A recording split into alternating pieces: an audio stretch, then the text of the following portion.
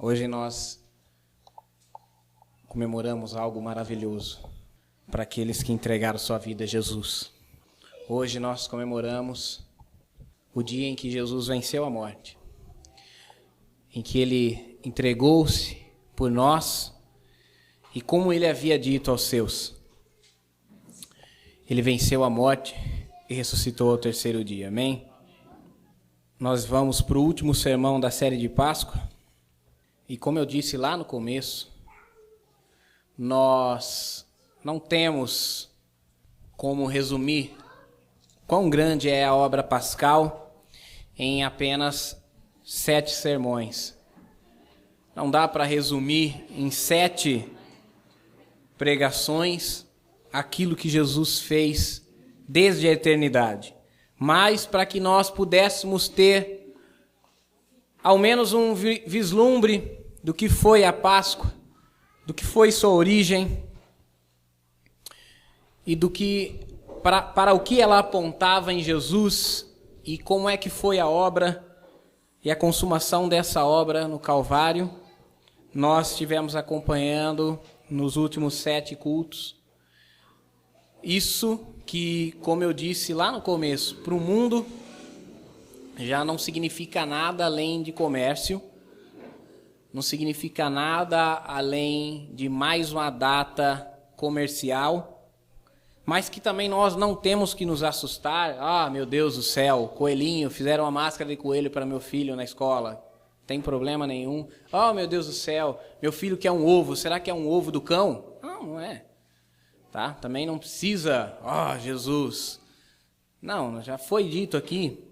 Sim, isso aí tem significados culturais, coelho, ovo, significados culturais que talvez fez sentido lá atrás. Hoje, infelizmente, foi transformado em comércio. Mas a nossa Páscoa, que não é de chocolate, é uma Páscoa de sangue. E a nossa Páscoa, que não é de coelho, é uma Páscoa de cordeiro, tem esse significado da morte, da ressurreição, da redenção e da vida eterna. Porque enquanto as outras religiões oferecem promessas vazias, nós temos a convicção e a certeza da salvação, porque o nosso Deus pagou o preço por nós. E nós vamos ver hoje como se deu esse preço.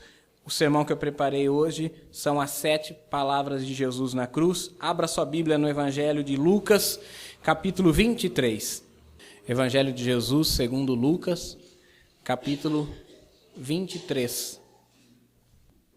E nós leremos somente o versículo 33 e 34. Depois nós leremos outros 7 textos. Então, se coloque em pé em reverência à palavra do Senhor. Vamos ler esses 2 versículos. Em seguida, você pode se assentar, tá bom? Lucas 23, 33 diz assim: E quando chegaram ao lugar chamado A Caveira, ali o crucificaram, e aos malfeitores, um à direita e outro à esquerda. E dizia Jesus: Pai, perdoa-lhes, porque não sabem o que fazem. E repartindo as suas vestes, lançaram sortes. Pode se sentar, meus irmãos. Durante as 6 horas em que esteve na cruz, Jesus proferiu 7 sentenças que revelam a sua obra redentora. Nessas 7 palavras, nessas 7 frases, estão contidos o verdadeiro significado da Páscoa. A primeira palavra, que é essa que justamente nós lemos, é a palavra do perdão. A crucificação de Cristo somente ocorreu por causa do nosso pecado. Se não fosse o nosso pecado, Jesus não teria que morrer na cruz. Ele nos lembra desse propósito ao perdoar aqueles que o crucificaram. Primeiramente foram aqueles que cravaram os pregos em seu corpo. Foi também aqueles que o julgaram e o condenaram injustamente. Mas nenhum de nós escapa da responsabilidade do nosso pecado. O nosso pecado teve e tem responsabilidade na causa da morte de Jesus. A primeira palavra que Jesus revela estando na cruz é a palavra do perdão. O perdão que Jesus oferece a nós, irmãos, é universal. Como eu disse agora há pouco, Paulo nos diz que Deus prova o quanto Ele nos ama, em que Jesus morreu por nós, sendo nós ainda pecadores, estando nós ainda nos nossos delitos, nas nossas falhas. Não, Deus não espera que nós nos corrijamos, Deus não espera que nós nos consertemos para que Ele nos chame. Não, Jesus disse assim, os sãos não precisam de médicos, mas sim os enfermos. Assim eu não vim chamar justos ao arrependimento, mas vim chamar a pecadores. Estava Jesus certa vez assentado na casa de um fariseu, comendo um banquete, quando chegou uma mulher pecadora e, prostrando-se aos pés de Jesus, ungiu os pés de Jesus, lavou os pés de Jesus em lágrimas, enxugou-os com seus cabelos, beijava os pés de Jesus, e aquele fariseu se escandalizou no seu coração, e ele pensava consigo no seu coração, se ele fosse o Messias, ele saberia quem é a mulher que está tocando. E imediatamente, Jesus, onisciente que era, volta-se para aquele fariseu e diz, por que pensas isso de mim no teu coração? Olha, eu vou dizer uma coisa para vocês. Tinha um certo senhor que era dono de uma grande propriedade. Ele tinha alguns devedores. Um lhe devia R$50 e outro devia R$5.000. Ambos não tinham como lhe pagar. E ele perdoou as dívidas dos dois. Qual dos dois lhe ficou mais grato? Então aquele fariseu disse, o que devia 5.000. E ele disse, mas é assim.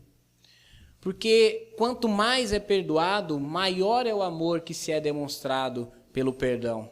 Assim, os muitos pecados dessa mulher lhes foram perdoados. E ela demonstra o seu amor. Meu irmão, quanto mais pecador nós somos, mais indigno nós somos aos olhares humanos, mais Deus nos ama, mais Ele deseja nos resgatar. A Bíblia diz que naqueles dias, muitos fariseus, muitos doutores da lei, muitos religiosos estarão frustrados, porque virão passar adiante deles prostitutas e publicanos, meretrizes e cobradores de impostos.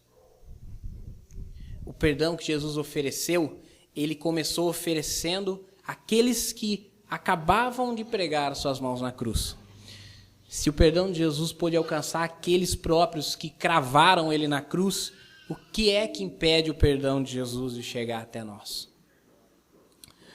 Vamos continuar lendo aí Lucas 23, agora lá no versículo 39, diz assim, e um dos malfeitores que estavam pendurados blasfemava dele, dizendo, se tu és o Cristo, salva-te a ti mesmo e a nós.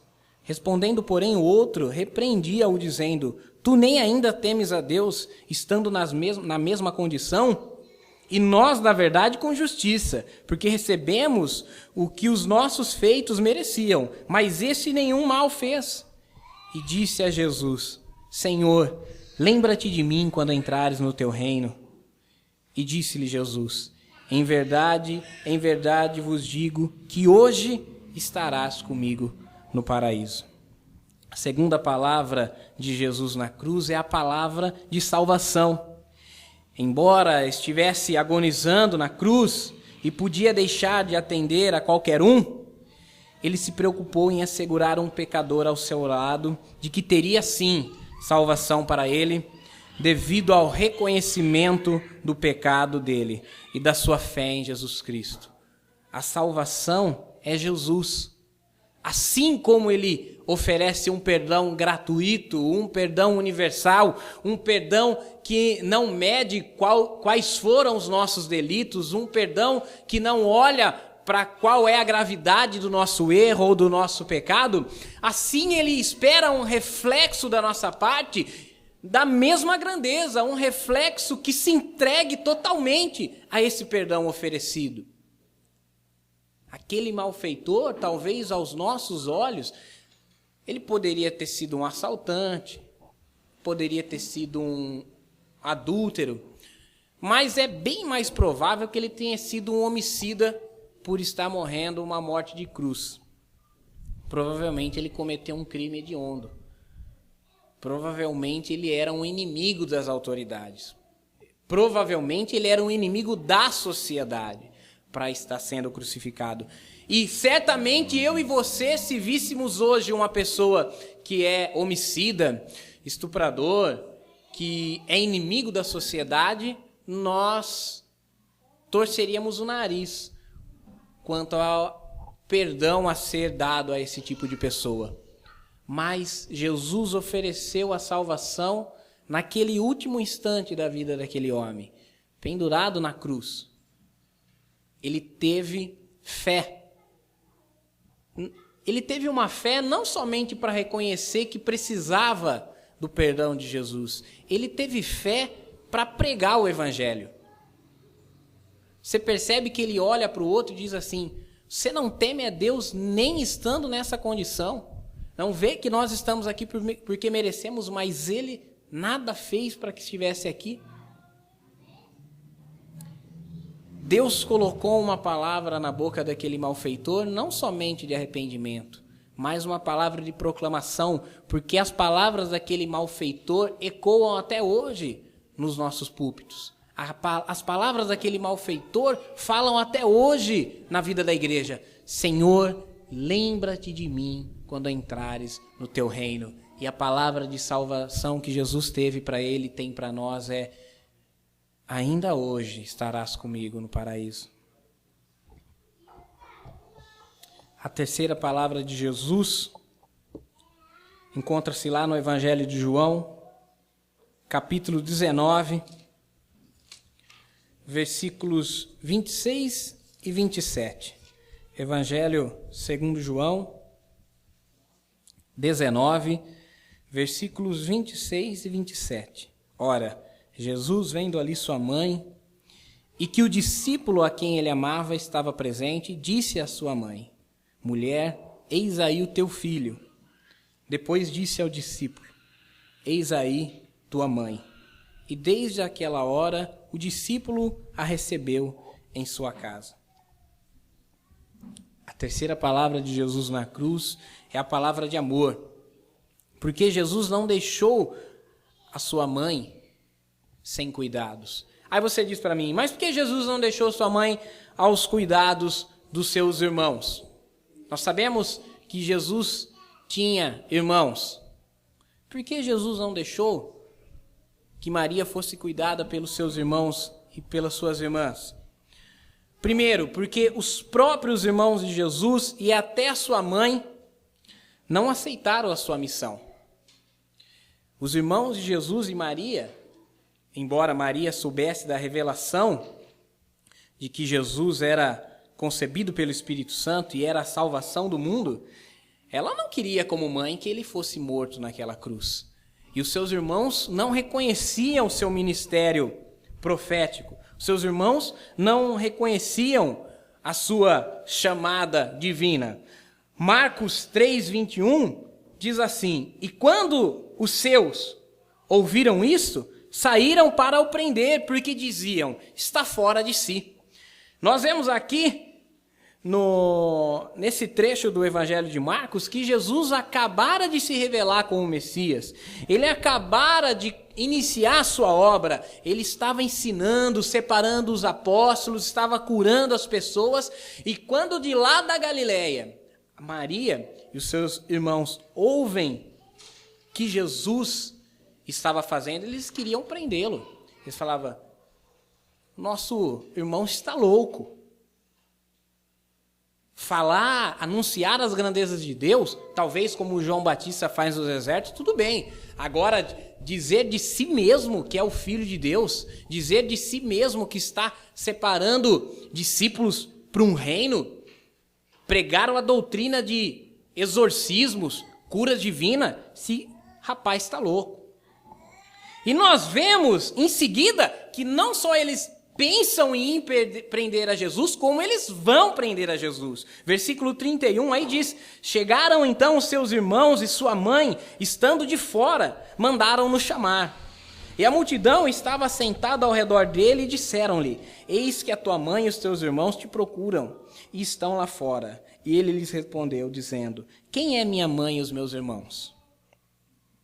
E olhando em redor para os que estavam assentados junto dele, disse: eis aqui a minha mãe, os meus irmãos. Porquanto qualquer que fizer a vontade de Deus, este é meu irmão e minha irmã e minha mãe. Bom, nós temos que entender algo. Primeiro, de uma vez por todas. Sim, Jesus teve irmãos. Sim, Maria foi virgem. Sim, Maria concebeu a Jesus na sua virgindade. Foi a concepção através do Espírito Santo. Mas ponto, acabou. Nasceu Jesus, José conheceu Maria. José e Maria tiveram filhos. Ponto final. José era um judeu. Há um salmo que diz assim que bem-aventurado o varão que enche a sua aljava de filhos. A aljava é um utensílio que era usado para colocar flechas. Sabe quantas flechas ia dentro de uma aljava? 12. Então, Davi fala assim, feliz é o homem que tem 12 filhos. Você acha que José ia dizer, não, Maria, tudo bem, a gente não consuma o nosso casamento. Nós não vamos consumar o nosso casamento. Não! José teve filhos e filhas. Jesus tinha irmãos e irmãs. Irmãos e irmãs que não compreenderam o seu ministério. E por causa disso, Jesus pouco pôde fazer estando na sua própria terra. Na Galileia, poucos milagres foram realizados. Segunda coisa que nós temos que entender aqui é que Jesus amou Maria, porque sabia que os seus irmãos não teriam condição de cuidar dela após a sua morte. Jesus, lógico, muito provavelmente, não está explícito nas Escrituras, mas quando nós lemos o Evangelho, já era órfão de pai na sua maturidade. E ele era o primogênito, ele era o que detinha a maior herança que José fosse deixar. Nós não sabemos quanto, mas a maior herança era de Jesus e ele estava morrendo ali agora. Então a sua mãe, que já era viúva, agora estava perdendo o seu primogênito. Se você acha que isso é pouco, porque você vive na sociedade de hoje, que há pensão, em que há previdência, em que há não sei o que, há não sei o que lá. Lê o livro de Ruth, entenda lá como que era o sufoco de uma esposa que ficava, além de viúva, perdia também seu filho mais velho. Depois leia o livro de Ruth, entenda isso. Mas ali, Jesus, vendo que sua mãe ia ficar desamparada, certamente ela ia ficar desamparada, ela deixa aos cuidados do apóstolo João, e o apóstolo João cuidou de Maria até os dias de sua morte. Segunda coisa, porque Jesus não deixou Maria com seus irmãos, é porque nenhum dos seus irmãos acompanhou até a cruz. Na verdade, somente João e as mulheres acompanharam Jesus até a cruz. Judas o traiu, 9 se dispersaram, Pedro negou e foi chorar amargamente. João e as mulheres acompanharam Jesus até a cruz. Mas os seus irmãos, a Bíblia não relata de nenhum deles ter acompanhado Jesus até a cruz. Na verdade, nós sabemos historicamente, também não é escritura, mas historicamente nós sabemos que Tiago, que escreveu a epístola de Tiago, era irmão de Jesus e ele só se converteu após a ressurreição. Ele estava no cenáculo reunido na aparição de Jesus e ao ver o seu irmão ressuscitado é que ele passa a crer. E ele foi, inclusive, pastor em Jerusalém. Ele foi o pastor da igreja de Jerusalém. Jesus deixou sua mãe com o discípulo mais próximo. Aqui no Evangelho de João, a partir da ceia, João começa a referir-se a si mesmo como o discípulo a quem Jesus amava. E no final, no último trecho do Evangelho, ele revela ser si mesmo esse discípulo a quem Jesus tanto amava. João era o discípulo, talvez o mais novo em idade, talvez fosse o caçula da escola apostólica, do colégio apostólico, e ele era o que tinha mais proximidade de Jesus. Ele tinha tanta proximidade ao ponto de ousar dizer: Senhor, é possível que eu e meu irmão nos assentemos um à sua direita, outro à esquerda no reino de Deus? O que causou um certo desgosto de Jesus, essa ousadia do seu questionamento. Mas Jesus valorizava a família. A família verdadeira de Cristo não é a família consanguínea. A família verdadeira de Cristo, como nós vimos aqui no Evangelho de Marcos, são aqueles que fazem a vontade de Deus. Aqueles que cumprem a vontade de Deus são a família de Cristo. A terceira palavra de Jesus na cruz é a palavra de amor. Cristo ama as famílias. A quarta palavra, Mateus 27, 46. A quarta palavra de Jesus.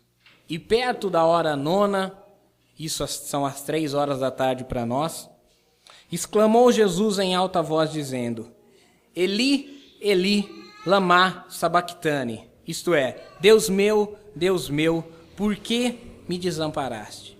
A quarta palavra de Jesus na cruz é a palavra da angústia.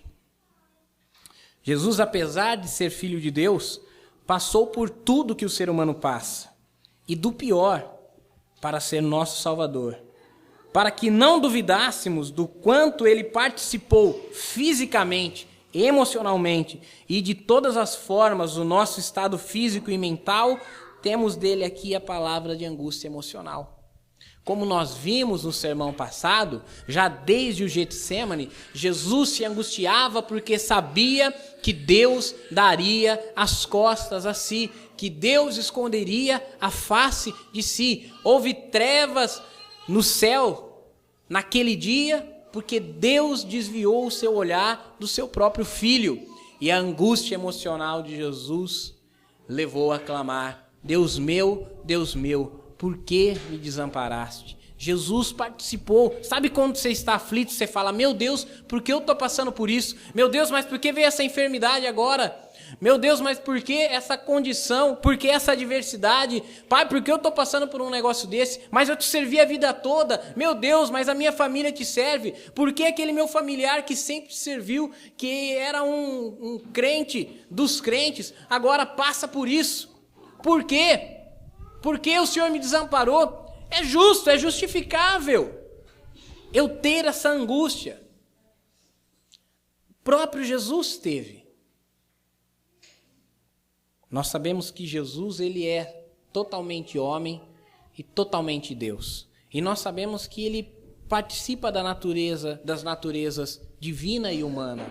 Ele partilhava de todas as emoções, de toda a dor e de toda a necessidade física. Jesus comia, Jesus bebia, Jesus dormia, Jesus ia ao banheiro. Jesus teve sede na beira do poço de Jacó. Ele não teve sede, ele não teve uma sede teatral, encenada somente para ensinar aquela mulher o valor do Espírito Santo, da água que mata a sede eternamente. Não, a sede que Jesus teve foi real. As angústias que Jesus passou foi real. Jesus, quando chega para ressuscitar Lázaro, a Bíblia diz, ele chorou. Sim, ele chorou porque ele via a incredulidade daquelas pessoas.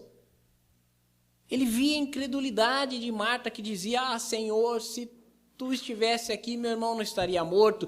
E eu imagino até ele dando um tapinha assim no rosto da Marta, fala: Marta, eu já não te disse, eu sou a ressurreição e a vida.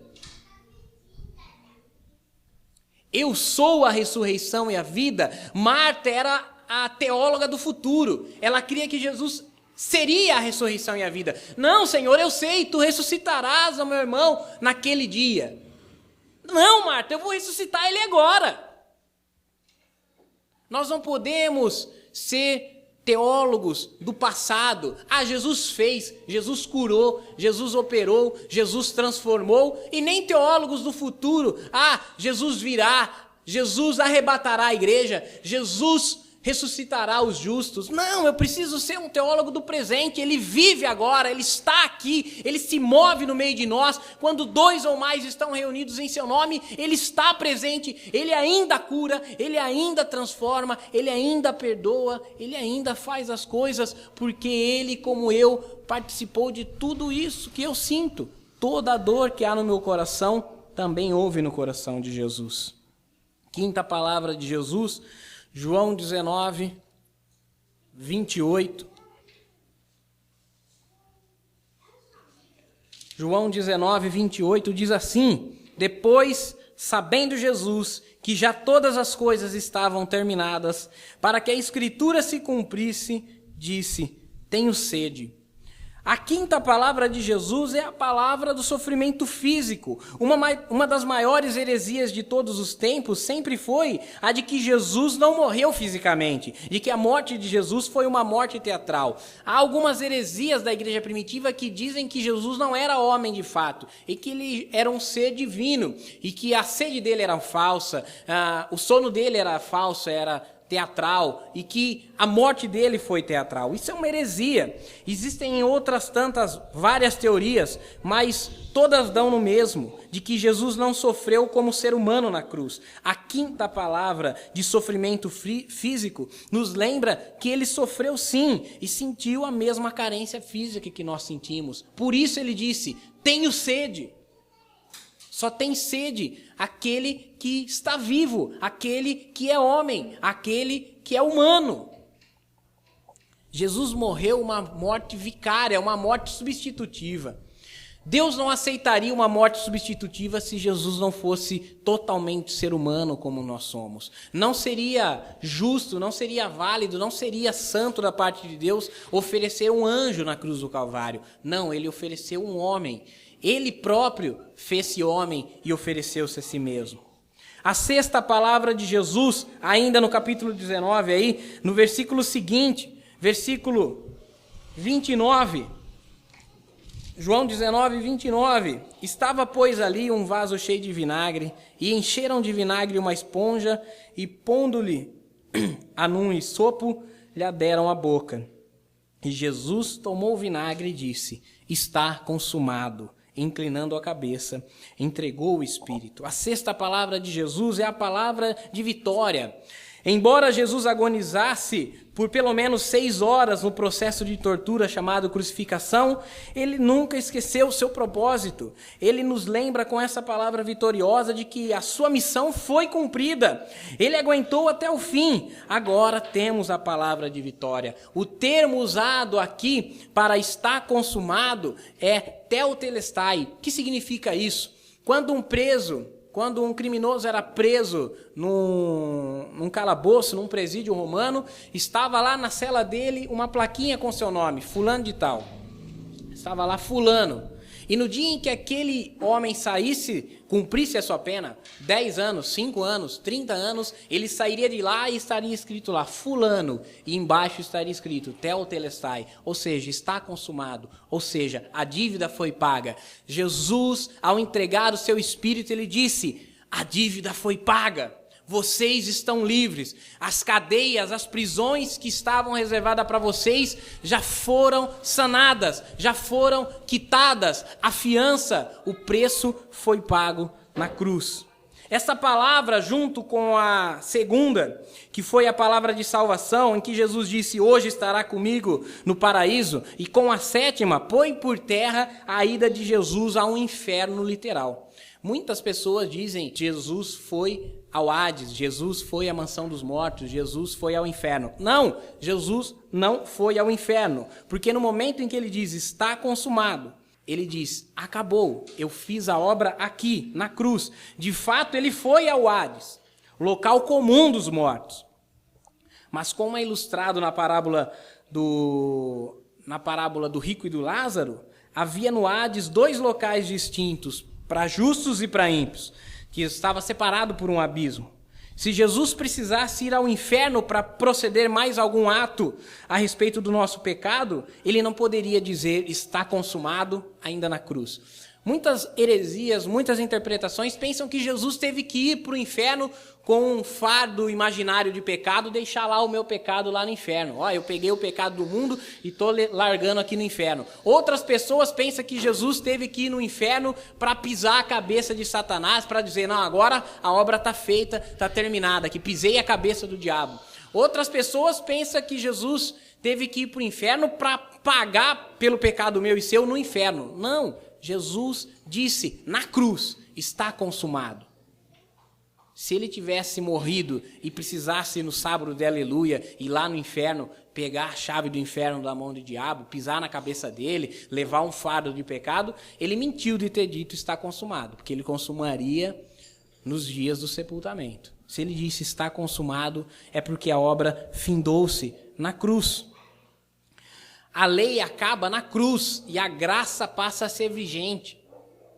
A lei e o legalismo judaico acabam na cruz e a graça passa a ser vigente. A sétima e última palavra de Jesus, lá no Evangelho de Lucas, capítulo 23, é a palavra de fé. Após proferir a palavra de vitória, está consumado, agora no versículo 46, Lucas 23, 46. E clamando Jesus com grande voz disse: Pai, nas tuas mãos entrego o meu espírito. E havendo dito isso, expirou. A sétima palavra é a palavra de fé. A morte física é o que espera o ser humano. É uma dúvida na mente de muitas pessoas. É uma dúvida que atormenta a alma do ser humano. O que vai acontecer depois da morte?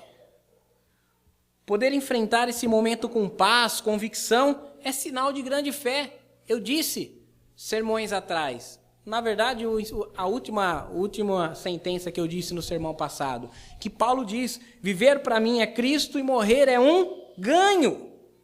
Ter tranquilidade na hora da morte, dizer: Pai, nas tuas mãos entrego o meu espírito. Isso é a palavra de fé.